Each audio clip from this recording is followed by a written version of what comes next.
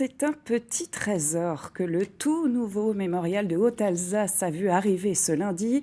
Le musée consacré à l'Alsace après la guerre de 1870 et la Première Guerre mondiale a reçu le képi du caporal Peugeot. C'était l'un des premiers poilus tombés au combat, un objet prêté par la commune de Jonchery. Le musée est à Dannemarie. Stéphane Gaudry, Bernard Stemmer s'y sont rendus. C'est la pièce maîtresse du mémorial de Haute-Alsace et elle est arrivée dans une simple boîte à chaussures après des années passées dans un coffre-fort. Il a été dans une vitrine pendant un certain temps. Après, on s'est posé la question en disant on a une vitrine, c'est peut-être pas trop sérieux non plus. Donc il est allé, après il s'est retrouvé dans le coffre de la commune.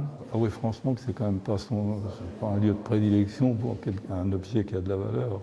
Ce képi est celui du caporal Jules-André Peugeot, le premier soldat français tombé sous les balles allemandes à Jonchery en 1914, la veille exactement de la déclaration de la guerre.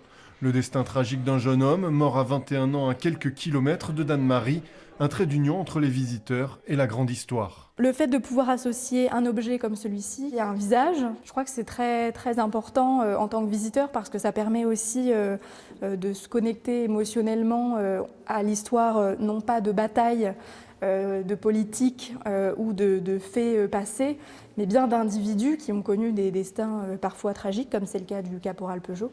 Avec l'arrivée de ce képi, le mémorial entre dans la dernière ligne droite de ses préparatifs.